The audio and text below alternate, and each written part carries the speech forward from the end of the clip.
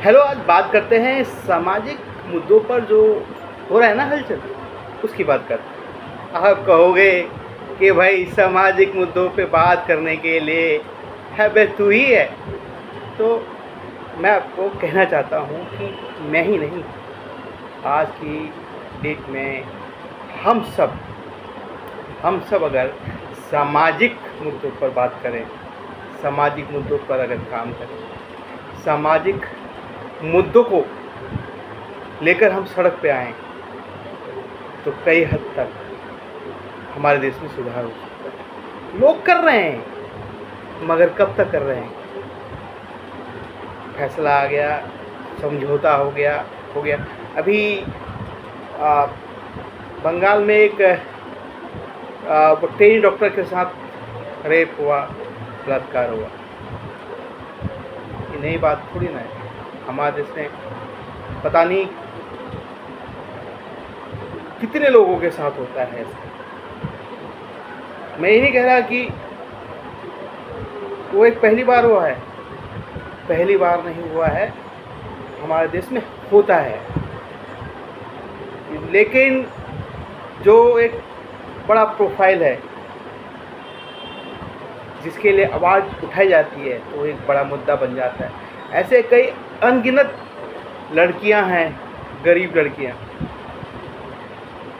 जिनकी आवाज़ नहीं उठाई जाती, रेप करके उनका मर्डर कर दिया जाता है, उनके लिए कोई आवाज़ नहीं उठाता, क्योंकि एक वीआईपी कल्चर है हमारे देश में।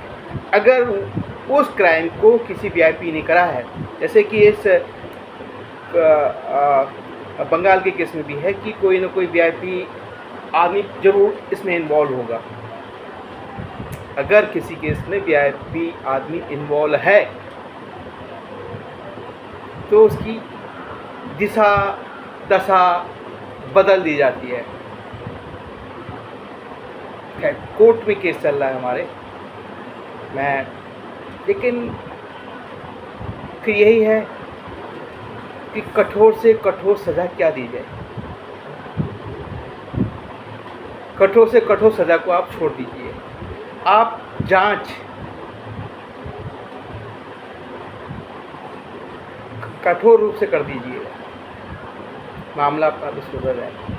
वीआईपी अगर आदमी इन्वॉल्व होता है तो वो प्रेशर बनाता है पुलिस पे कि सबूतों को इधर उधर कर दो, ताकि कोर्ट में जब जाए तो केस वो कमज़ोर पड़ जाए और हम जीत जाएं। ऐसा ही होता है, होता होगा ना, आपको भी लगता होगा कि ऐसा ही होता है। मुझे तो लगता है कि ऐसा ही होता है। वीआईपी अगर आदमी किसी क्राइम में इन्वॉल्व होता है तो उस केस की दिशा और दशा दोनों बदल दी जाती है। उस केस को कमज़ोर बना दिया जाता है और बाद में दोष उसी को दिया जाता है जो विक्टिम है। बात खत्म। जांच प्रक्रिया शुरू से हमारे देश में भटकाई जाती है। अगर कोई गरीब इन्वॉल्व हो किसी क्राइम में तो जांच एकदम कठोर होएगी, और अगर कोई वीआईपी हो किसी क्राइम में, पहले से फ़ोन आ गया है, भैया हमारा बेटा है या हमारा भतीजा है, थोड़ा देख लीजिएगा, तो वो देख लेते हैं। कहें साहब चिंता ना कीजिए, बस हमारा ध्यान रखिएगा, सब ठीक हो जाएगा। जाता है केस कोर्ट में सबूतों से छेड़छाड़ दिखाई देता है और सबूत नहीं मिलने के कारण आरोपी को बरी कर दिया जाता है। ऐसा ही होता है। यह हमारे देश के सभी लोग ये चाहते हैं कि जांच शुरू से इस केस में जैसे ही पुलिस को इत्तला हो जाए तो इसके लिए एक अलग टीम बना दी जाए, एक अलग ब्रांच बना दिया जाए, ताकि वो राजनीति से उसमें प्रेशर ना डाला जाए, और वो जांच शुरू से ही अंत तक बढ़िया ढंग से करे, ताकि कोर्ट में आरोपी बरी ना हो और तब लोगों में खौफ पैदा होगा। अभी होगा ही नहीं खौफ पैदा।